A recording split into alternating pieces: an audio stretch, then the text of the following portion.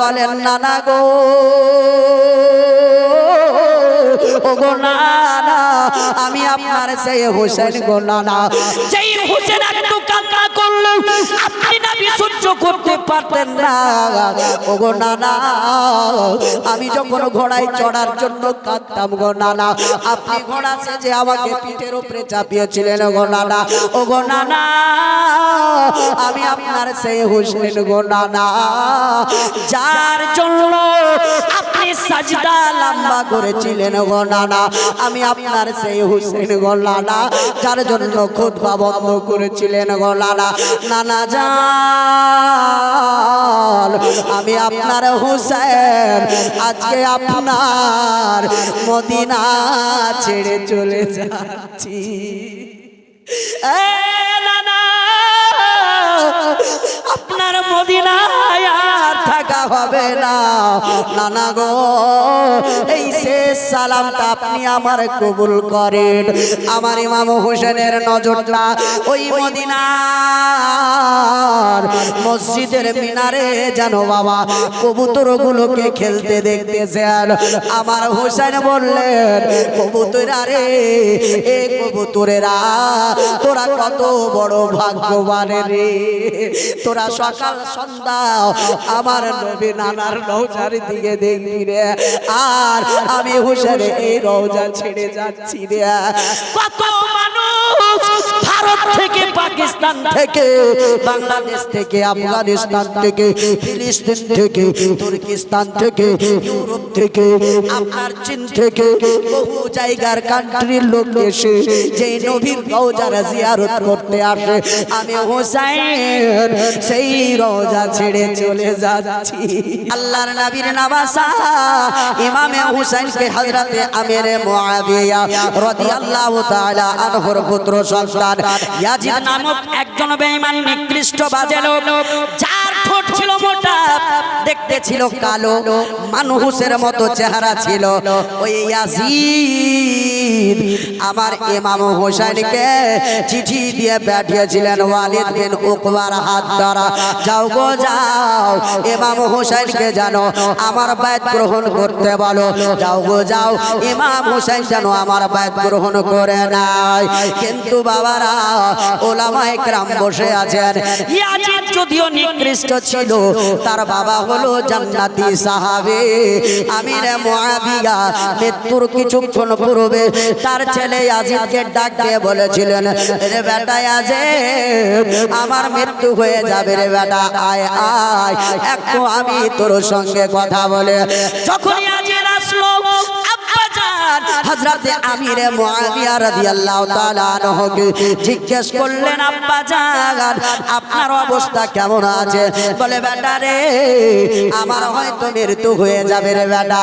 কিন্তু সেই সময় হযরতে মুহতারাম ইয়াজিদ জানো বলেছিল, আব্বা জান, আপনি যদি মৃত্যু বরণ করেন, তাখত তাজ কাকে দিবেন, সিংহাসনটা কাকে দেবেন, মন্ত্রীর পদটা কাকে দিবেন, আপনার জায়গাটা কে পাবে? তো হযরতে আমির মুআবিয়া বলেছিলেন, বেটা রে, এই তাখত তাজের মালিক তুমি হবে, তুমি আমার বেটা, তোমাকেই রাখবো, তুমি আমার বেটা, সিংহাসনটা তুমিই রাখবে হেফাজতে। কিন্তু বেটা রে, যদিও তুমি গভর্নর থাকো, যদিও তুমি প্রেসিডেন্ট থাকো, যদিও তুমি হুকুমরান হয়ে থাকো রে বেটা, কিন্তু বেটা আমি হযরতে আমির মুআবিয়া একটা তোমাকে বড় নসিহত করছি রে বেটা। বলে, আব্বা কি বলেন? বলে, বেটা রে, তুমি যদিও প্রেসিডেন্ট থাকো রে বেটা, আমার হোসেনকে কখনো খারাপ কথা বলিও না, আমার হোসেনকে কখনো খারাপ কথা বলিও না। আর আমার হোসেনের বিনা আদেশে নিজে থেকে কোনো সিদ্ধান্ত নিও না।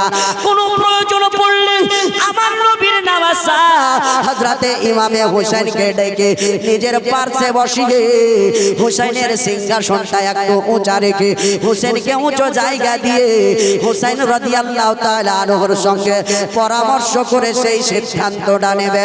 আমার হোসেন পাককে ছাড়া কোনো সিদ্ধান্ত নেবে না। হযরত আমির মুআবিয়া তিনি বলেছিলেন, বেটা ইয়াজিদ, যখন নতুন পোশাক কিনবে তোমার ফ্যামিলির জন্য রে বেটা, ওই নতুন পোশাকটা তোমার ফ্যামিলি কেনার আগে আমার হোসেনের ফ্যামিলি যেন কিনতে পারে। সুবহানাল্লাহ সুবহানাল্লাহ। বেশ আনোয়ারুল বায়ানে স্পষ্ট ভাবে লেখা আছে। হযরত আমির মুআবিয়া বলেছিলেন ইয়াজিদকে, আমার হুসাইনের ঘরানা যতক্ষণ খাবার না খাবে রে বেটা, তুমি তোমার মুখে খাবার দিও না, তোমার পরিবারকে খাবার দিও না, আর আমার হুসাইন পাকের সামনে উঁচু আওয়াজে কথা বলিও না বেটা রে।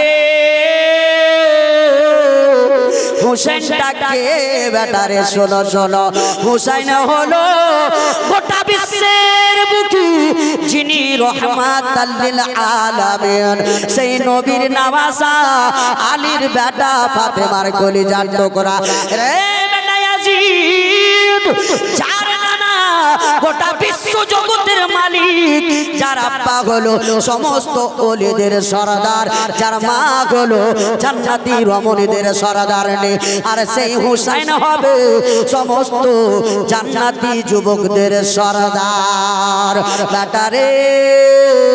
হুসাইনকে যদি কষ্ট দাও রে বেটা, আমার নবী নারাজ হবে, নবী নারাজ হলে আল্লাহ নারাজ হবে, আর আল্লাহ নারাজ হলে রে বেটা কোনোদিন তোমার ভালাই হবে না। ইমাম হুসাইন যদি কষ্ট পায়, হযরতে ফাতেমার চোখে পানি আসবে, হযরতে আলী শেরে খোদার চোখে পানি আসবে বেটা রে। এই জন্য আমি নসিহত করি রে বেটা, হুসাইনকে কখনো তুমি খারাপ মনে করিও না, আর হুসাইনকে কখনো ছেড়ে যেও না। তো এই বেঈমান তার বাপকে বলেছিল, আব্বা যেটা বলছেন একটা কথা পায়ে পায়ে আমি পালন করব। কিন্তু যখনই ৬০ হিজরিতে হযরতে আমির মুআবিয়া রাদিয়াল্লাহু আনহু ইন্তেকাল করলেন, তখন ইয়াজিদ নিজেকে স্মার্ট বয় মনে করতে লাগলো, যার ভিতরে দিন নেই, ইলম নেই, সে আবার বাপের ওসিয়তকে কি ইজ্জত করবে। সে তখন নিজে একটা গৌরবে এসে হাসছে হাসছে আর বলছে, আব্বা যা বলেছে বলে যাক, আজকে থেকে আমি হব এই সিংহাসনের মালিক, কিন্তু যে নসিহতটা আব্বা করে গেছেন আমি সেই দিকে ধ্যান দেব না। হুসাইন পাককে আমি আমার কাছে সবথেকে নিচু মনে করব। হে বেরাদার, যেই ছেলে তার বাপের নসিহতকে আপন করতে পারলো না, সেই ছেলে কি করে আহলে সুন্নাত ওয়াল জামাতের নবীর যারা প্রাণ, নবীর যারা প্রিয় উম্মত, নবীর প্রতি যারা দুরূদ পড়ে, তাদের কাছে কি করে সেই ইয়াজিদ ভালো হতে পারে? আমরা বলেছি কোনদিন ইয়াজিদ ভালো? যারা বাপের আপন হতে পারলো না, সে কি করে নবীর কাছে আপন হবে? কেমন হুসাইন পাকের কাছে কেমন করে আপন হবে? বেরাদার মুসলমান, ওয়ালিদ বিন উতবাকে ওই মদিনার গভর্নরের হাতে চিঠি লিখে পাঠিয়ে দেয়, ওগো ইমামে হুসাইন, আমি ইয়াজিদ, আমি হইলাম ইয়াজিদ, আমার বাদ গ্রহণ করেন। তিনজনের কথা বলেছিলেন বাবা, আব্দুল্লাহ ইবনে জুবাইর, আব্দুল্লাহ ইবনে উমর এবং হযরতে ইমাম হুসাইন ইবনে আলী, ওই তিনজনকে নিয়ে এসো গভর্নর হাউসে। ওই সময় আপনার জানো ওয়ালিদ বিন উতবা ওই তিনজনকে সঙ্গে আপনারা যেন ডাকলেন গভর্নর হাউসে। আমার ইমাম হোসেন আসলেন, আর সঙ্গে আরো কয়েকজন মানুষ গেছিলেন, তাদেরকে বললেন, ভাইরা রে, এই গভর্নর হাউসের বাইরে তোমরা দাঁড়িয়ে থাকো, সেখান থেকে যদি কোনো রকমের চেঁচামেচির আওয়াজ আসে তোমরা দৌড়িয়ে ঘরের ভিতরে যাবে, আর যদি সবাই শান্ত শৃঙ্খলা ভাবে থাকে তোমরা যেখানে আছো সেখানে থাকো। আগে আমরা যে দেখি ইমাম হোসেন গেলেন, হযরতে আব্দুল্লাহ ইবনে জুবাইর গেলেন, হযরতে আব্দুল্লাহ ইবনে উমর, তিনজন ব্যক্তি আপনার ভিতরে গেলেন। ভিতরে যাওয়ার পরে ইমাম হোসেনকে বললেন, হযরতে আমিরে মুআবিয়া ইন্তেকাল করেছেন। ইমাম হোসেন দুঃখ প্রকাশ করলেন, ইন্না লিল্লাহি ওয়া ইন্না ইলাইহি রাজিউন বললেন। তারপরে ওয়ালিদ বিন উতবা বললেন, ওগো হুসাইন, আপনার ওই আমর হযরতে আমির মুআবিয়ার পুত্র সন্তান আপনাকে তার নামের বায়াত গ্রহণ করতে বলেছে। আমার ইমাম হোসেন বলছেন, এই ঘরের ভিতরে চুপি চুপি আমি বায়াত গ্রহণ করব না, বাইরে খোলামেলাতে সবারই সামনে আমাকে গিয়ে বলো। তো হযরতে আমির মুআবিয়া যখন তার ছেলে ওয়ালিদ বিন উতবাকে বলতে বলেছিলেন, তো ওয়ালিদ বিন উতবা তিনি বললেন, আমার হোসেন পাক কি বলতে চাইছেন আমি তো ভালো করে জানি। আর সেই জায়গাতে গিরগিটির বাচ্চা গিরগিটি মারওয়ান কিন্তু দাঁড়িয়ে শুনছে কথাগুলো। তো ওয়ালিদ বিন উতবা বললেন, ঠিক আছে, আপনি যেটা বলছেন সেটাই হবে, ঠিক আছে, আপনি এখন আসতে পারেন। আমার হোসেন পাক বায়াত গ্রহণ করতে পারেন না। আর ওই গিরগিটির বাচ্চা ওয়ালিদ বিন উতবাকে মারওয়ান বলতে লাগলো, ওগো ওয়ালিদ বিন উতবা, বায়াত যদি গ্রহণ করে তো ভালোই ভালো, নইলে ওই তিনজনের গার্দান ঘর থেকে আলাদা করে দিতে হবে। যখন বাবা ওয়ালিদ বিন উতবা যেতে বললেন, হযরতে ইমাম হোসেন চলতে শুরু করেছিলেন। আর মারওয়ানের কথা শুনে আমার নবীর নওয়াজা ইমামে হোসেন বলেছিলেন, তোমার মতো গাদ্দার আর ধোঁকাবাজ এরে মারওয়ান কেউ নেই, তুমি তো একটা মিথ্যাবাদী। তোমার ব্যাপারে আমার নবী বলেছেন তুমি গিরগিটির বাচ্চা গিরগিটি। ইমাম হোসেন চলে আসলেন, তখন বলছে ওয়ালিদ বিন উতবাকে মারওয়ান, হে ওয়ালিদ বিন উতবা, কেন যেতে দিলেন? হোসেনের গর্দান আলাদা করে দিতাম।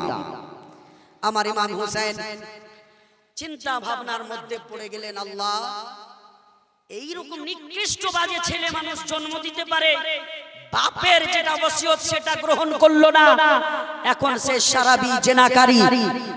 আর সেই জেনাকারীর হাতে আমি কেমন করে হাত দিব?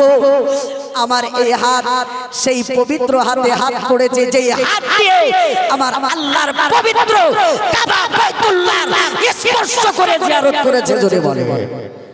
আমি সেই হাতে হাত দিয়েছি যে হাতে পবিত্র কাবার তাওয়াফ করেছেন ছুঁয়ে আমার নবী পাক।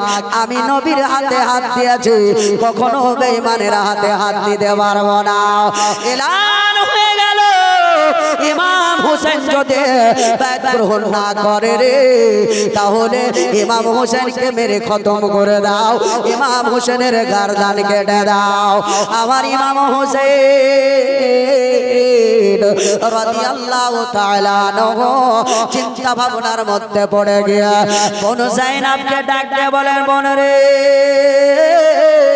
ও বোন, এই মদিনাতে আর থাকা হবে না রে বোন, যত তাড়াতাড়ি হয় আমরা যদি মদিনায় থাকি আর ইয়াজিদের বায়াত গ্রহণ করব না, যতক্ষণ থাকবো রে এই মদিনার নারীদের জানো বেইজ্জতি করতে থাকবে, মদিনার নারীদেরকে না জানো অন্যায় ভাবে মারতে থাকবে, মেয়েদের ইজ্জত নিয়ে খেলা করবে।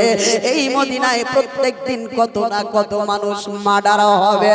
আর আমি নবীর নামাজা ইমামে হোসেন, হোসেন বেঁচে থাকতে মদিনা নবীর পাক মদিনা রক্তে না পাক হতে দিব না। এই জন্য আমি হোসেন এই মদিনায় থাকব না। হযরতে ইমামে হোসেন রাদিয়াল্লাহু তাআলা আনহুর কাছে আবার জানো আপনার উতবা বিন ওয়ালিদ, ওয়ালিদ বিন উতবা জানো খবর দিলেন, সন্ধ্যাবেলা একজন কাসিদকে ডাকতে পাঠিয়েছিলেন। আমার ইমাম হোসেন বললেন, ওয়ালিদ বিন উতবা গো, আমি সন্ধ্যাবেলা তোমার সাথে দেখা করব, কিন্তু আমার হোসেন পাক গেলেন না কেন? এই জন্য ওয়ালিদ বিন উতবা আবার বলবে ইয়াজিদের বায়াত গ্রহণ করো, আর আমি এটা পছন্দ করি না। ইমাম হোসেন রাদিয়াল্লাহু তাআলা আনহু ডিসিশন নিলেন, আর এই মদিনায় থাকা হবে না। মদিনায় থাকলে রক্ত বহে যাবে মদিনার গলি, পবিত্র গলি অপবিত্র হয়ে যাবে, পবিত্র জায়গাটা নাপাক হয়ে যাবে। আর আমি হোসেন জীবিত থাকতে আমার নানার মদিনা নাপাক হতে দেব না। বোন জাইনাবকে ডাক দিয়ে বলেন, বোন রে, যত তাড়াতাড়ি হয় সামানগুলো গুছিয়ে নে রে বোন, আমরা এই মদিনা থেকে রওনা হয়ে যাব। এই মুসলমান ৭২ জন থেকে ৮৪ জন ব্যক্তিকে বাবা এক জায়গায় ডেকে আমার ইমাম হোসেন রাদিয়াল্লাহু তাআলা আনহু আপনার সামান গুছাতে বলতে লাগলেন। বাবা সামান পাতি গুছিয়ে রেডি হতে বলছেন। এই অবস্থায় হযরতে ইমামে হোসেন রাদিয়াল্লাহু তাআলা আনহু বোন জাইনাবকে ডাক দিয়ে বলেছিলেন, বোনে রে, 600 হয়েছে, 1100 পুড়িয়ে দেন যখন বলেছেন উনি। আল্লাহু আকবার কবীরা। বিরাদার মা খালারা রে, মহব্বতের কথা বলছি রে মা। নারায়ে তাকবীর, নারায়ে রিসালাত। আল্লাহ তোমার বান্দা দিয়েছেন গসপাকের নামে 1100 টাকা দান। আল্লাহ দানকে কবুল করেন পাক সুবহান, আমিন সুম্মা আমিন। হে বিরাদার মুসলমান, ইমাম হোসেন রাদিয়াল্লাহু তাআলা আনহু ডাক দিয়ে বললেন, বোন রে, যখন মদিনা ছেড়ে চলে যাব রে বোন, চলো রে বোন যাই না, শেষবারের মতো নানার রওজাটার জিয়ারত করে নিরা, শেষবারের মতো আম্মা ফাতিমার কবরটা জিয়ারত করে নিরে, শেষবারের মতো চলো আব্বা আলী শেরে খোদার কবরটা জিয়ারত করে নিরে, চলো চলো বোন শেষবারের মতো ভাই হাসানের কবরটা জিয়ারত করে নে। এ আমার আব্বারা, বড়কলের মুসলমানেরা, আপনি যদি বাড়ি থেকে বের হন, আপনি বাড়ি থেকে বের হওয়ার আগে আব্বা মারা গেলে আব্বার কবরটা জিয়ারত করে আসেন। আপনি বাড়ি থেকে যদি যান, মা কবরে শুয়ে আছে, মায়ের কবরটা জিয়ারত করে আসেন। আমার ইমাম হোসেন রাদিয়াল্লাহু তাআলা আনহু রাতের অন্ধকারে সবাইকে সামান গোছাতে বলে বোন জাইনাব এবং কয়েকজন ব্যক্তিকে সঙ্গে করে ওই পবিত্র নবীর রওজাতে বাবা চলে আসলেন। নবীর রওজায় এসে আমার নবীর রওজায় সালাত ও সালাম জানালেন আর বলেন, নানা গো, ও গো নানা, আমি আপনার সেই হোসেন গো নানা, যেই হোসেন একটু কান্না করলেন আপনি নবী সহ্য করতে পারতেন না। ও গো নানা, আমি যখন ঘোড়ায় চড়ার জন্য কাঁদতাম গো নানা, আপনি ঘোড়া সেজে আমাকে পিঠের উপরে চাপিয়েছিলেন গো নানা। ও গো নানা, আমি আপনার সেই হোসেন গো নানা, যার জন্য আপনি সাজদা লম্বা করেছিলেন গো নানা, আমি আপনার সেই হোসেন গো নানা, যার জন্য খুতবা বন্ধ করেছিলেন গো নানা। নানা জান, আমি আপনার হোসেন, আজকে আপনার মদিনা ছেড়ে চলে যাচ্ছি। এ নানা, আপনার মদিনায় আর থাকা হবে না। নানা গো, এই শেষ সালামটা আপনি আমার কবুল করেন।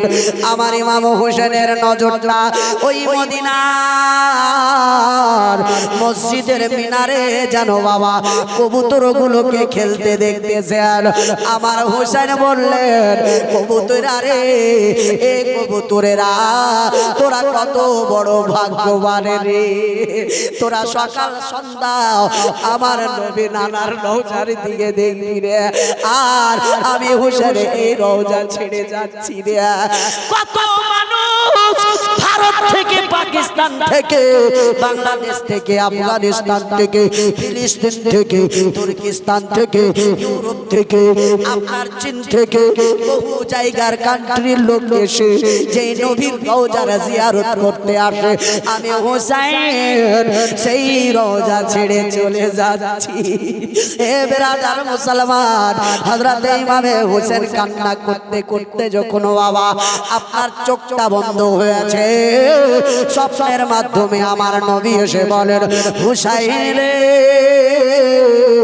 এ হোসেন, আমি তোর নানা ছোটবেলা জিবরাইল আমিন ওই কারবালার মাটি এনে দিয়েছিল ওই মাটিটা তোমার নানে উম্মে সালমার কাছে জমা আছে রে এ নানা তোমাকে ওখানে যেতে হবে রে নানা তোমাকে আমার যেন বেঈমান উম্মতেরা শহীদ করবে আমার নবী আল্লাহর কাছে দোয়া করতে পারতেন মাওলা আমার হুসাইনকে এই পরীক্ষার সম্মুখীন করিয়েন না কিন্তু আমার আল্লাহ যাতে রাজি আমার নবী রাজি আমার আল্লাহ যাতে রাজি ফাতেমা তাতে রাজি আমার আল্লাহ যাতে রাজি হযরতে আলী শেরে খোদা রাজি মায়ের রওজায় যখন গেলে আমার নবীজির বেটি ফাতেমা বলেছিলেন বেটা রে যেই জন্য আমার নবী দোয়া করেছেন সেই জানো পরীক্ষায় তোমাকে পাস করতে হবে ইমাম হুসাইন রাদিয়াল্লাহু তাআলা আনহু মক্কা শরীফ চলে যাচ্ছেন মদিনায় পবিত্র রওজাগুলো জিয়ারত করছেন এই অবস্থায় এই জায়গাতে কবি একটি ছন্দ লিখতেছেন মহব্বতে শুনবেন তো কারা কারা ঘুমাননি দুটি হাত তুলেন या माइला कुछ आदमी उठाया है कुछ आदमी नीचे रखा है नींद आ गई का नहीं आई ना तो दोनों हाथ उठाकर कह दीजिए या रसूल अल्लाह ইমাম হুসেন মক্কা শহর হইলেন রাবানা ইমাম হুসেন মক্কা শহর হইলেন রাবানা হাই গো প্রাণের বেটে প্রাণের বেটি সুগুরাকে হুসেন সঙ্গে নিলেন না প্রাণের বেটি সুগুরাকে হুসেন সঙ্গে নিলেন না ইমাম হুসেন মক্কা শহর হইলেন রাওয়ানা হাই গো প্রাণের বেটি সুগুরাকে ইমাম সঙ্গে নিলেন না প্রাণের বেটি সুগুরাকে সঙ্গে নিলেন না আর মনে প্রাণে ব্যথা নিয়ে দেন নবীকে খবর দেন নবীকে খবর মনে প্রাণে ব্যথা নিয়ে হুসেন দেন নবীকে খবর দেন নবীকে খবর হাই গো নানা ও গো নানা এই মদিনাতে আর রইতে পেলাম না সুবহানাল্লাহ সুবহানাল্লাহ নারে তাকবীর নারে সালাত নারে সালাত শানে ইমামে হুসাইন শানে ইমামে হুসাইন শানে কারবালা শানে কারবালা নারে গো নানা এই মদিনাতে আর রইতে পেলাম না ইমাম হুসেন মক্কা শহর হইলেন রাওয়ানা सामने हजरते इमाम हसन রাদিয়াল্লাহু তাআলা আনহুর রওজা খানা কি বলতেছেন কবি ভাইয়ের কবর মায়ের কবর রইল মদিনা ভাইয়ের কবর মায়ের কবর রইল মদিনায় চোখ মেলিয়ে তাকিয়ে দেখেন সামনে সকলের কবর সামনে সকলের কবর হাই গো জিয়ারত করে ফিরে এলেন জিয়ারত করে ফিরে এলেন আর মদিনা যাওয়া হইল না জিয়ারত করে ফিরে এলেন আরে না ইমাম হুসাইন মক্কা শহর হইলেন রাওয়ানা। আর যেই 11 বছরের সুগরা খাতুনকে বাবা ইমাম হোসেন নিয়ে যাচ্ছেন না, সেই সুগরা শেষ ছন্দে কি বলেন, কেঁদে বলেন সুগরা খাতুন হাই কি হইল আমার, হাই কি হইল আমার, কেঁদে বলেন সুগরা খাতুন হাই কি হইল আমার, হাই কি হইল আমার। ও খোদা কেমন অসুখ দিলে গো আমায়, হাই গো দিলে গো আমায়, হাই গো বাপ মা ছেড়ে এই মদিনাতে রইব কেমনে একাই, বাপ মা ছেড়ে এই মদিনাতে রইব আমি কেমনে। ইমাম হোসেন মক্কা শহর হইলেন রাওয়ানা। আল্লাহুম্মা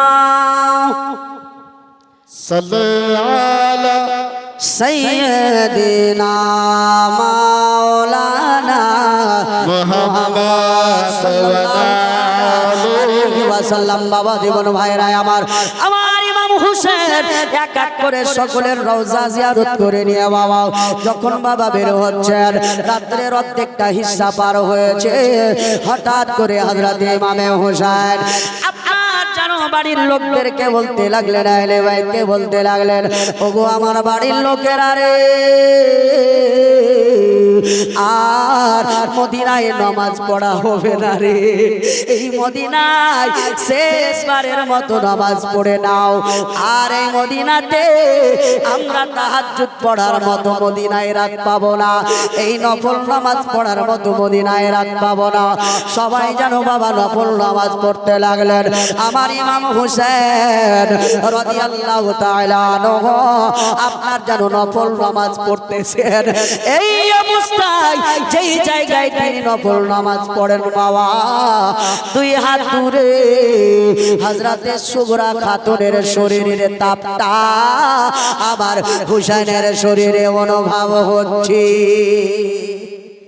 দুই হাত দূরে আমার সুগরা খাতুন শুয়ে আছে, যেমনটা যে আমার সুগরার শরীরটা গরম থাকে, এই রকম একটা তাপমাত্রা উঠে আসছে বাবা, ভেসে আসছে। ইমাম হুসেন রাদিয়াল্লাহু তাআলা আনহু আপনার জানো সুগরা খাতুনের শরীরে যেমন বাবা হাত বুলিয়েছে, সঙ্গে সঙ্গে হযরতে সুগরা খাতুনের শরীর থেকে আপনার জানো বালুর জোয়ারে যেমন গরম বালি আপনার রৌদ্রের তাপে গরম দাউ দাউ হয়ে থাকে, সুগরা খাতুনের শরীরটা সেই মতো জানো বাবা আপনার তাপে গরম হয়ে আছে। আমার ইমাম হোসেন রাদিয়াল্লাহু তাআলা আনহু এই দৃশ্য দেখে বাবা সহ্য করতে পারলেন না, চোখ দিয়ে ঝরঝর করে পানি পড়ে যায়। হযরতে সুগরাকে হিলিয়ে দেখছেন, সঙ্গে সঙ্গে দেখতেছে আমার বেটি জোরের শরীরে যেন বেহুশ হয়ে গেছে। আল্লাহর নবীর নওয়াজা ইমাম হোসেন রাদিয়াল্লাহু তাআলা আনহু সুগরার শরীরে বাবা পানি ছিটিয়ে দিলেন, হুঁশটা ফিরে আসলো। আর যেন টুক টুক করে তাকিয়ে দেখে আর বলেন, আব্বা আব্বা গো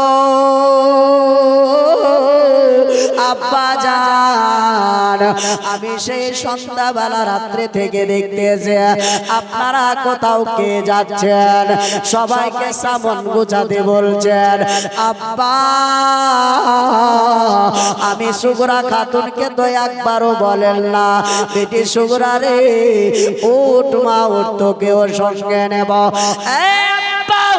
আপনি কোথায় যাচ্ছেন, একটু কি কি বলবেন গো আব্বা? হযরতে সুগরা বলেছিলেন, আব্বা কেন বলেন না কিছু? আমার নবীর নওয়াজা ইমাম হোসেন বলেছিলেন, বেটি রে, আমার নবীর সঙ্গে যে ওয়াদা করেছি রে বেটি, সেই ওয়াদা পূর্ণ করতে যাচ্ছি রে বেটি। ওই কারবালার প্রান্তরে যাচ্ছে। বলে আব্বা আপনি কি আমাকে সঙ্গে নেবেন না? বলে না না বেটি রে, তোমাকে আমি নিয়ে যেতে পারবো না। এমন একটা পরীক্ষার জায়গা রে বেটি, যেখানে গেলে তোমাকে নিয়ে গেলে বিপদটা বেড়ে যাবে। বেটি রে, এই মদিনায় তুমি থাকবে রে মা, কোনো ডিস্টার্ব হবে না, কেউ তোমাকে জ্বালা যন্ত্রণা করবে না। এ বেটি রে, তুমি এখানে আনন্দের সহিত থাকবে রে বেটে, তোমার কোনো অসুবিধা হবে না। হযরতে ইমামে হোসেন বেটিকে যখন বললেন, বেটি বুঝতে পারলেন। বলেন আব্বা জান, আপনি যখন আমাকে নিয়ে যাবেন না, কাকে রেখে যাচ্ছেন আমার জন্য? বলে বেটি কাউকে রেখে যায় না। বলে আব্বা জান, আপনি আমার ভাইকে রেখে যেতে পারেন, আলী আকবরকে, দুই ভাই মন বলে সময়টা কাটাবো। আমার ইমাম হোসেন বললেন না না, আমি তোমার বড় ভাই আলী আকবরকে দিতে পারবো না। বলে আব্বা জান, চাচা আব্বাসকে দেন। বলে না বেটি, তাকে দেব না, সে হবে হুসাইনি খিমার পাহারাদার। তোমার চাচা আব্বাস ওই হুসাইনি খিমার পাহারাদার হয়ে থাকবে। বেটি রে, তাকেও দিতে পারবো না। শেষ পর্যন্ত হযরতে সুগরা খাতুনকে বাবা রেখে যাচ্ছেন কার কাছে? রেখে যাচ্ছেন আমার ইমাম হোসেন তিনার নানি হযরতে উম্মে সালমার কাছে। গুছিয়ে জোরে বলে, জীবনে শুনেছেন অনেক, আমার নবীর 11 জন স্ত্রী ছিল। ওই 11 জন স্ত্রীর মধ্যে শুধু আমার ইমাম হুসাইনের ওই কারবালার শহীদ হওয়া মাটিটা, কারবালার মাটিটা কেন আপনারা হযরতে উম্মে সালমাকে নবী দিলেন? 11 জনের মধ্যে আরো তো অন্য অন্য জনকে দিতে পারতেন, কিন্তু হযরতে উম্মে সালমাকে কেন দিলেন? আমার ইলমে গায়বের সংবাদদাতা নবী জানতেন আমার হুসাইন যেই দিন কারবালায় শহীদ হবে রে, আমার সব স্ত্রী মারা যাবে, আমার উম্মে সালমা সেই দিন বাহায়াতে থাকবে। এই জন্যই ওই মাটি খানা আমার নবী উম্মে সালমাকে দিয়েছিলেন। আর বলেছিলেন, উম্মে সালমা রে, যেই দিন এই শিশির মাটি রক্তে লাল হয়ে যাবে, সেই দিন বুঝে নিবে আমার হুসাইনকে জালিমেরা শহীদ করে দিয়েছে। এ বেরাদার, হযরতে ইমামে হোসেন রাদিয়াল্লাহু তাআলা আনহু, আপনার জানো হযরতে সুগরা খাতুনের আপনার হাত ধরে কোলে তুলে আপনার জানো নানি উম্মে সালমাকে বললেন, নানি এই হযরতে সুগরার মা যাচ্ছে, এই হযরতে সুগরার বোন যাচ্ছে, এই হযরতে সুগরার বড় ভাই মেজো ভাই চাচা আব্বাস আলমদার যাচ্ছে। এ নানি জান, আপনার কাছে আমার কলিজার টুকরা হযরতে সুগরা খাতুনকে দিয়ে দিলাম গো নানি, আপনি নিজের বেটির মতো করে মানুষ করবেন, দয়া করে আমার সুগরা খাতুনকে কোনো বড় কথা বলবেন না। এইভাবে ইমাম হুসাইন কাফেলা নিয়ে চলতে যখন শুরু করেছেন, ওই সুগরা খাতুন ডাক দিয়ে বলে, আব্বা, আমার মা সোহার বানুকে একটিবার আমার কাছে পাঠান। মা গো, ও মা, আপনার কি আমার উপর মায়া নাই গো মা? ও মা, আপনি তো একবার আব্বাকে বলতে পারেন আমি সুগরাকে নিয়ে যাওয়ার জন্য। হযরতে সোহার বানু বলেছিলেন, বেটি রে, তোমার আব্বা আমার স্বামী, তোমার আব্বা আমাকে আদেশ করবে না তোমাকে নিয়ে যাওয়ার জন্য? এরে বেটি রে, তুমি তো সাবেরা ঘরের বেটি রে, তুমি সবুর করো রে মা। বলে মা একটিবার ফিরে আসেন, একটিবার আমাকে একটু আদর করে যান। কোন মা আছে রে নিজের বেটিকে রেখে যেতে পারে? তবুও স্বামীর চেহারার দিকে তাকাই। আমরা তো কোথাও ঘুরতে যাই না, আমরা তো কোথাও মস্তি করতে যাই না, আমরা তো যাচ্ছি আমার আল্লাহর রাস্তাতে। এইরকম একটা সুগরা খাতুন কেন? আমার আল্লাহ যদি এই মতো হাজার সুগরাকে জ্বর দেয়, মদিনায় রেখে যাব, কিন্তু সঙ্গে নিয়ে গিয়ে বিপদের মুখে ফেলব না। আমরা যেহেতু যাচ্ছি আল্লাহর রাস্তায় আপনার পরীক্ষা দিতে, হযরতে সোহরাবানো আপনার যেন হাঁটতে শুরু করেছেন। সঙ্গে সঙ্গে হযরতে সুগরা খাতুন মা বলো আওয়াজ দিল, আর সঙ্গে সঙ্গে সুগরা খাতুন বেহুশ হয়ে গেল। আর মায়ের পা এগোয় না বাবা, আর মা আগাতে পারেন না। সঙ্গে সঙ্গে মা দৌড়িয়েছে হযরতে সুগরা খাতুনকে কোলে তুলে দেখতেছে আমার বেটির শরীরে জ্বর, আমার বেটি বেহুশ হয়ে আছে। খোদার কসম বলি, প্রমাণ দিচ্ছে ইতিহাস, যখন বাবা সুগরা খাতুনের শরীরে মা জননী সোহরাবানোর হাতটা পড়েছে, অর্ধেক জ্বরের সঙ্গে সঙ্গে পালিয়ে গেছে। ব্রাদার হুশটা ফিরলো, আর বললেন বেটি রে, তোমার আব্বার আদেশ, আমাকে যেতে হবে আল্লাহর রাস্তায়, পরীক্ষা আছে রে বেটি, দয়া করে কান্না করিও না। বাবা চলতে লাগলেন, আর মায়া দেখিয়ে হবে না, কান্না করে হবে না। ওই কাফেলা চলে গেল মক্কার সরজমিনে। যেই মক্কা ছেড়ে আমার নবী দিনের জন্য এসেছিলেন মদিনাতে, এই দিনের জন্য নবীর নাতি যাচ্ছেন মদিনা থেকে মক্কার দিকে। দেখেন, দিনের জন্য যারা রাস্তা ভ্রমণ করে, দিনের জন্য যারা পথ যাত্রা করে, সেটাকেই বলে হিজরত। জোরে বলেন সুবহানাল্লাহ। হিজরত করে ইমাম হুসাইন মদিনা থেকে মক্কা গেলেন, আর আমার নবী মক্কা থেকে মদিনায় গেছিলেন।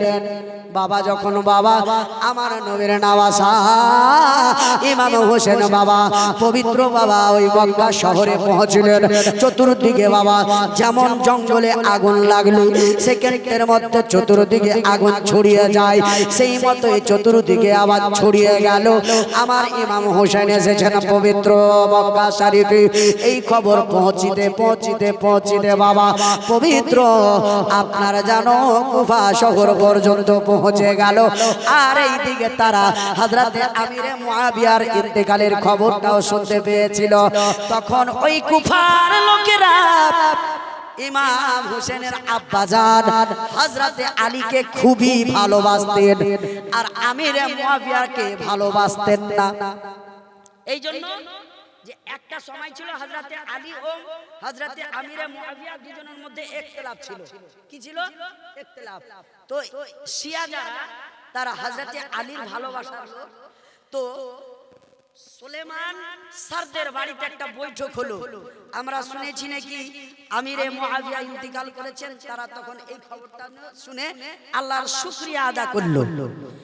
আর ইতিমধ্যে শুনলাম নাকি ইমাম হুসাইন মদিনা থেকে মক্কায় এসেছেন। তো তোমরা এক কাজ করো, ইমাম হোসেনকে চিঠি লিখতে থাকো, একটা দুটা করে তোমরা সবাই নিজ নিজ হাতে লিখে চিঠি দাও। চিঠিতে লেখা আছে অমুকের বেটা অমুক, হুজুর আসসালামু আলাইকুম, আমরা এই ইয়াজিদের জুলুম সহ্য করতে পারি না, আপনি দয়া করে চলে আসেন। এখানকার গভর্নর নু'মান বিন বাশির আছে, আপনি এখানে আসতে গেলে আপনাকে আমরা ইমাম বানাবো, আপনাকে আমরা মাথার তাজ বানাবো, হুজুর আপনি চলে আসেন। হযরত ইমাম হোসেনের কাছে এইভাবে চিঠি আপনার 150 খানা চিঠি এসেছিল, 150 খানা চিঠি। আর ইমাম হোসেন চালাকি করে ওই চিঠিগুলোকে একটা আলমারি আলমারির ভিতরে বক্স করে রেখে দিয়েছিলেন।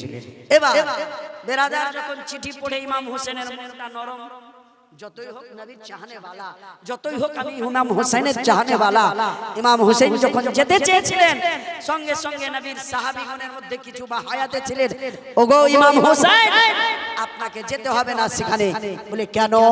বলে আপনি কি ভুলে গেছেন ওই কুফার লোকেরা আপনার আব্বাকে ধোঁকা দিয়ে হত্যা করেছিল, ওই কুফার লোকেরা আপনার আব্বাকে কাতল করেছিল।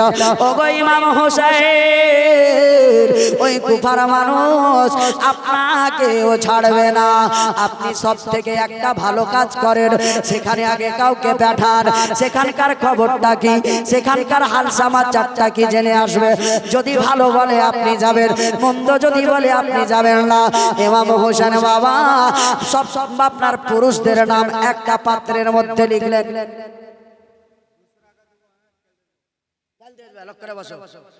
সবার নাম একটা পাত্রের মধ্যে লিখলেন বাবা, আর সবাইকে বললেন কাগজ উঠাও। জয়বার বাবা কাগজ উঠাই, মুসলিম বিন আকিলের নাম ওঠে। বাবারা সংক্ষিপ্তে বলি আমি কারবালার কাছে যাব।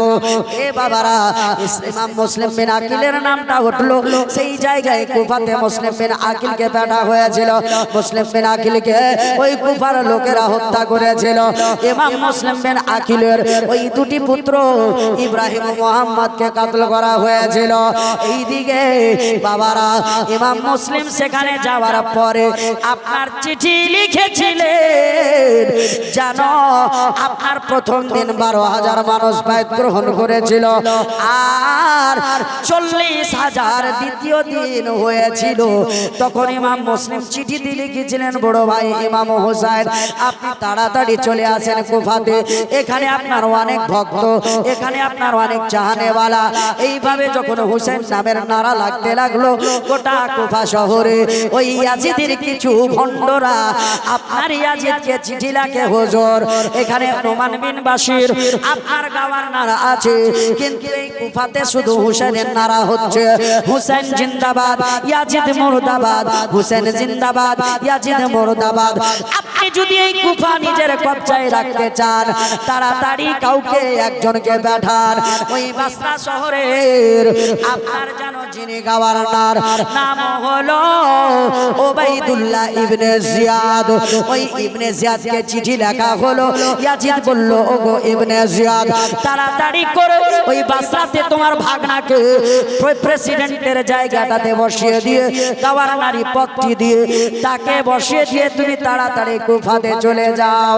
এবার কুফাতে যাওয়ার পরে নোমান বিন বাশিরকে ওই আপনার গভর্নরি পদ থেকে হটিয়ে তুমি বসে যাও। কিন্তু বাবারা ওই নোমান বিন বাশিরকে হটাবেন। এবার আপনার চিঠি দিয়েছেন আপনার পূর্বে হযরতে ইমাম মুসলিম ইমাম হোসেনকে। ইমাম হোসেন বাবা মক্কা থেকে চলতে শুরু করেছিলেন। ইতি অবস্থায় সন্ধ্যাবেলা মাগরিবের নামাজের পরে যেই পথে বসে হোসেনের দিওয়ানারা আপনার হোসেনের অপেক্ষা করছিলেন, সেই পথ দিয়ে ইবনে জিয়াদ বেঈমান জালিমটি আপনার জানো পর্দা শরীরে আপনার নিয়ে হিজাজি ড্রেস পরে বুরখা পরে আপনার কুফায় ঢুকতেছে সন্ধ্যাবেলা। কুফার মানুষেরা মনে করেছিল এটা আমাদের ইমাম হোসেন, কিন্তু না না, এ তো ইমাম হোসেন নয়। গভর্নর হাউসে ঢুকলেন। আপনার ঢোকার পরে নোমান বিন বাশিরকে বললেন, আজকে থেকে তোমার পাত্তা কেটে গেল, আর তুমি এখানে থাকতে পারবে না, তোমাকে এখানকার গভর্নর হিসাবে আর মেনে নেওয়া যাবে না। আমি ইবনে জিয়াদ আজ থেকে এই কুফার গভর্নর। এবার সকাল যখন হলো সবাইকে এলান করে বলল, এ কুফার লোকেরা রে, তাড়াতাড়ি তোমরা হুসাইন নামের বাইতকে ভঙ্গন করো, তাড়াতাড়ি আপনার জানো মুসলিম বিন আকিলের কাছ থেকে বাইত ঘুরিয়ে নিয়ে নাও, নইলে তোমাদের সামনে তোমাদের বাপকে মারবো, তোমাদের ছেলেকে মারবো। এমন কোন মা আছো রে নিজের চোখের সামনে তার সন্তান কুরবান হোক, এইরকম কোন স্ত্রী আছো রে নিজের চোখের সামনে তার স্বামী হত্যা হোক? এই বলে ভয় দেখাচ্ছে, ডর দেখাচ্ছে। হঠাৎ করে ইবনে জিয়াদের এই এলানে বাবা, ইবনে জিয়াদের বক্তব্য ইমাম মুসলিমকে ছেড়ে আপনারা সবাই বায়াত ভঙ্গন করে আপনার যেন নিজ নিজ বাড়িতে ঢুকে গেছিল। সেই দিন ইমাম মুসলিম ডাক দিয়ে বলেছিলেন, ভাইরা রে, আমি তো নিজের ইচ্ছায় আসিনি রে, আমাকে ডাকা হয়েছিল, আমাকে ডেকেছে তাই এসেছি। তোমরা কেন এই রকম গাদ্দারি করলে? এই দিকে ইমাম হোসেন মুখতার সাকাফির বাড়িতে বাবা আশ্রয় করছিলেন, আশ্রয় নিয়েছিলেন। হঠাৎ করে যখন মুখতার সাকাফি গাদ্দারে আহলে বাইত বাড়িয়ে গেল, তখন হানির বাড়িতে আশ্রয় নিয়েছিলেন। খবর পাওয়া গেল হানিকে গ্রেফতার করা হয়েছিল। যারা যেইভাবে আহলে বাইতকে বাবা ভালোবেসে বাড়িতে আশ্রয় দিয়েছে, তাদেরকেও অ্যারেস্ট করা হয়েছিল। এই আমার বাবা জীবন ভাইরা রে, হযরত ইমামে মুসলিম যখন শুনতে পেলেন হানিকে গ্রেফতার করে নিয়েছে, ইমাম মুসলিম ওই দুটি বাচ্চাকে আপনার জানো কাজী শরীর বাড়িতে নিয়ে গিয়ে বললেন, ওগো ভাই কাজী, দয়া করে আমার এই দুটা সন্তানকে যেমন করে হোক একটু মদিনার রাস্তার দিকে ছেড়ে দিবেন, আর আমি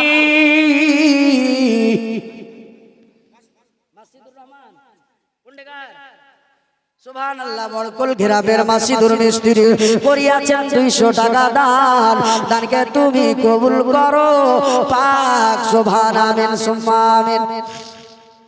বিরাদার মুসলমান, আমি বলছি কি জানেন, ইমাম মুসলিমকে যখন এইভাবে কুফার লোকেরা হয়রানিতে ফেলতে লাগলো, ইমাম মুসলিম আল্লাহকে বলেছিলেন, মাওলা, যারা আপনাকে বলে ভয় করে না, আপনার নবীর প্রেম অন্তরে রাখে না, এই বেঈমানদেরকে আমি কি বলবো? তারা তো একদিন হাত দিচ্ছে, আবার একদিন হাত ছেড়ে পালিয়ে যাচ্ছে। ইমাম মুসলিম রাদিয়াল্লাহু তাআলা আনহু এই করতে করতে বাবা রাতের অন্ধকারে যেখানে যায় প্রত্যেকের বাড়ির দরজা বন্ধ। শেষ পর্যন্ত ইমাম মুসলিম তুয়াবুড়ির বাড়িতে আশ্রয় নিয়েছিলেন। ওই তুয়াবুড়ির বাড়িতে এক গ্লাস পানি পান করেছিলেন, তার বাড়িতে আশ্রয় নিয়েছিলেন। কিন্তু ওই তুয়াবুড়ির ছেলেই ইমাম মুসলিমের ব্যাপারে ইবনে জিয়াদের কাছে গিয়ে দরখাস্ত করে আপনার ইমাম মুসলিমকে ধরা ফেলে দিয়েছিলেন, ইমাম মুসলিমকে গ্রেফতার করিয়েছিলেন।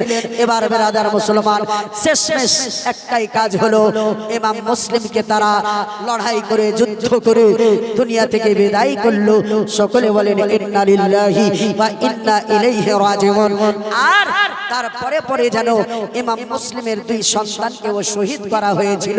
এই দিকে ইমাম হুসাইন যখন আপনার যেন মক্কা থেকে কুফার রাস্তায় চলছেন, হঠাৎ করে কেউ একটা কাসিদ, একজন যেন খাবার পৌঁছানে वाला রাস্তায় যখন ইমাম হুসাইনের সঙ্গে দেখা হয়েছে, ইমাম হুসাইন রাদিয়াল্লাহু তাআলা আনহু জিজ্ঞেস করেছিলেন, এ কুফার কাসিদ রে, বলো বলো ওই কুফার খবরটাকে বলো রে, বলো কুফার মানুষের কি খবর?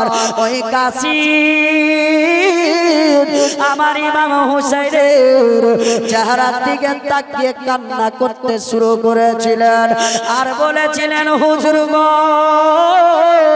ওই বেঈমান কুফার লোকের কথা কি বলবো হুজুর গো? ওই বেঈমানেরা আপনার সঙ্গে গাদ্দারি করেছে। বলে কেমন গাদ্দারি রে? বলে হুজুর গো, আপনার ভাই ইমাম মুসলিমকে শহীদ করে দিয়েছে।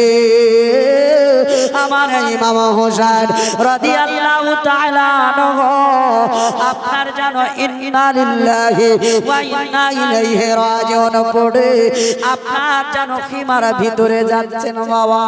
একটা কথা আরো বলে যাচ্ছি বাবা, ইমাম মুসলিম যেই দিন কুফার দিকে রওনা হয়েছিলেন, 7 বছরের সুগরাকে ইমাম হোসেনের কোলে গুছিয়ে দিয়ে গেছিলেন। যখন বাবা ওই খিমার ভিতরে আমার ইমাম হোসেন ঢুকলেন বাবা, ওই সুগরার দিকে তাকিয়ে আমার ইমাম হোসেন এমন ভাবে কান্না করেন। আমার ইমাম হুসাইনকে ওই 7 বছরের সুগুরা বলেছিলেন, ও গো চাচা যান, চাচা গো, আপনি এমন ভাবে আমার দিকে তাকিয়ে কাঁদছেন যেমন একটা সন্তান ইয়াতীম হয়ে যায়, তারপরে তার দিকে তাকিয়ে তাকিয়ে কাঁদে। ও গো চাচা, আমি সুগুরা, আমি আজকে কি সাকিনা বাবা হারা হয়ে গেলাম নাকি? ও গো চাচা যান, দয়া করে বলেন, চুপচাপ থাকিয়েন না, আমার কলিজা যেন ধড়ফড় করে গো চাচা। হযরত ইমামে হোসেন বললেন, বেটি রে, আমার কান্না দেখে তুমি যেটা অনুভব করেছো রে মা, সেটা সত্য হয়েছে রে বেটি। তোমার আব্বাকে কুপার লোকেরা শহীদ করে দিয়েছে। সঙ্গে সঙ্গে হযরতে সাকিনা ছটফট করে কান্না করতে করতে যেন বেহুশ হয়ে পড়ে গেলেন। বাবা, আব্বা জান, আপনি কেন ছেড়ে চলে গেলেন গো আব্বা? কে আছে এরকম বেটির মা বাবা দুনিয়া থেকে বিদায় নিবে, বেটি সহ্য করতে পারবে? হযরতে সাকিনা কান্না করতে করতে বেহুশ হয়েছে। আমার ইমাম হোসেন বাবা পানি ছিটা দিয়েছেন চেহারায়। হযরতে সাকিনার চোখ খুললো আর দুটি হাত ধরে আপনার জানো চাচা ইমাম হোসেনকে বললেন, ও গো চাচা যান, ওই বেঈমানের আনা হয় আমার আব্বাকে শহীদ করলো, আমার আব্বাকে হত্যা করলো। বলেন গো চাচা, আমার দুটি ফুটফুটে জান্নাতি ভাই ছিল, ওই ভাই দুটি কোথায়? হযরতে ইমামে হোসেন বললেন, বেটি রে, ওই বেঈমানেরা তোমার ওই জান্নাতি ভাই দুটিকেও শহীদ করে দিয়েছে। এই কথা শোনার পর সকল খেমার লোকেরা আপনার যারো কাতার কান্না করতে শুরু করলেন, হাউমাউ করে কান্না করতে শুরু করলেন। আমার ইমাম হোসেন বললেন, ও গো যায়নাব, এ আমার বোন কাঁদিও না রে, ও সগার বানো, ও আমার স্ত্রী কাঁদিও না রে। সবাইকে চুপতে বললেন। কেন চুপতে বললেন? আমরা পরীক্ষার মুখোমুখি হব রে, এখন তো শুধু স্টার্টিং হয়েছে রে। এ বোন যায়নাব, তুমি কি ফাতেমার বেটি নয় রে বোন? আমার মা ছিলেন সাবেরা। এরে বোন, তুমি সাবেরার বেটি, সবুর করো। অবশ্যই সবুর যারা করে তাদের সঙ্গে আমার আল্লাহ রয়েছে। হযরতে ইমাম হোসেন এই কথা বলে সান্ত্বনা দিলেন। আর এখন যদি আমাদের বাড়িতে আমাদের বাবা, ছেলে বা আমাদের মেয়েরা মারা যায়, চুপতে বললে এখনকার মায়েরা আরো বেশি ডুকরে ডুকরে কাঁদে। কথা ঠিক না বেটি? মানে যত তাকে বেশি মায়া দিয়ে বলবেন চুপ বহিন, এই লাইন তো সবারই একদিন মরতে হবে, দিয়ে আরো বেশি ফুলে ফুলে কাঁদবে। কিন্তু আমার ইমাম হুসাইন যখন বললেন, বোন যায়নাব, ওই স্ত্রী সোহার বানো, কাঁদিও না, আমরা তো সাবেরার ঘরের, আমরা তো সবুর করব রে। আজকে যদি আমরা এই কষ্টের মুখে সবুর করতে পারি, আমাদের জীবন কাহিনী নবীর উম্মতেরা শুনবে। এ যায়নাব, তোমার জীবনী আমার নবীর উম্মতের মহিলারা শুনবে। তারা যদি সবুর করতে পারে, আমার সঙ্গে আমার নবীর উম্মতের জওয়ানেরা জান্নাতে যাবে। আর যারা সবুর করে তোমার ইতিহাসকে ফলো করবে, ওই সব নারীরা যায়নাব তোমার সঙ্গে জান্নাতে যাবে। জোরে বলে বেরাদার মুআজ্জাদে সামিন। হযরত ইমামে হুসাইন আবার যেন চলতে লাগলেন। চলতে চলতে রাস্তায় একজন আসলো, হুর বিন রিয়াহি, 10,000 সৈন্য নিয়ে আপনার আমর বিন সাদের পক্ষ থেকে, ইবনে জিয়াদের পক্ষ থেকে এসেছে গ্রেফতার করার জন্য, ধরার জন্য। একজন নয় 10,000। তো আমরা জিয়াদের পক্ষ থেকে যখন এসছে, আমার ইমাম হোসেন বললেন, ভাই কেন এসেছো রে? বলে আপনাকে গ্রেফতার করার জন্য। আমার ইমাম হোসেন বলেছিলেন, আমি কোনো দোষ করিনি রে, আমাকে ডাকা হয়েছে। এই যে দেখো আমার চিঠিগুলো বাক্সাতে আমি রেখেছি সাজিয়ে। এই যে অমুকের বেটা অমুক চিঠি লিখেছে, অমুকের বেটা অমুক চিঠি লিখেছে। বলে হুজুর গো, আমি তো জানি না, আমাকে পাঠিয়েছে ইবনে জিয়াদ, তাই আমি এসেছি। এইভাবে কথা বলতে বলতে জোহরের আজান হলো, ওই খিমাতে আজান হলো। আল্লাহু আকবার, আল্লাহু আকবার। আজান দেওয়া হলো, আলী আকবর আজান দিলেন, ইমামতি আমার ইমাম হোসেন করলেন, হুরবিন্দিয়াহি নামাজ পড়লেন। আসরের টাইম হলো, কথা বলতে বলতে আসরের নামাজ হুরবিন্দিয়াহি আমার নবীর নামাজের পিছে পড়লেন, আর বলতে লাগলেন, হুজুর আমাকে ক্ষমা করে দেন, আমি জানি না, আমাকে পাঠা হয়েছে তাই এসেছে, আমি জানি না গো হোসেন, আপনাকে চিঠি দিয়ে ডেকেছে তাই আপনি এসেছেন। আমি যদি জানতাম আপনাকে গ্রেফতার করতে আসা ভুলটা করতাম না। হুরবিন্দিয়াহি সেখান থেকে ফিরে চলে গেলেন। ইমাম হোসেন চলতে চলতে চলতে চলতে মুহররম মাসের 1 তারিখ পরিপূর্ণ দিন চললেন, নামাজের টাইম হয়, নামাজ পড়েন, আবার চলতে লাগেন। এইভাবে বাবা মুহররম মাসের 2 তারিখে আমার ইমাম হোসেন এমন একটা জায়গা পৌঁছেছেন বাবা, সেই জায়গাতে আর দুলদুল যেন আগে বাড়ে না। জোরে বলে, আর দুলদুল আগে বাড়ে না। দুলদুল রে চল। দুলদুল বলে, আল্লাহ আমার যদি মুখটা ফুটতো, আমার হুসাইনকে বলতাম কেন আর আগে যাব না। আমার ইমাম হুসাইন কাউকে জিজ্ঞেস করেছিলেন, বলো রে বলো এটা জায়গার নাম কি? এই আমার দুলদুল গুলো, আমার ঘোড়া গুলো অটোমেটিক দাঁড়িয়ে গেল। দাঁড়াতে তো বলিনি, কেন দাঁড়িয়ে গেল? একজন ব্যক্তি ডাক দিয়ে বললেন, ও গো ইমামে হোসেন, এই জায়গার নাম হলো মারিয়া। আমার ইমাম হোসেন বললেন, আর কোন নাম আছে নাকি? বলে, এই জায়গার আর একটা নাম হলো কারবালা।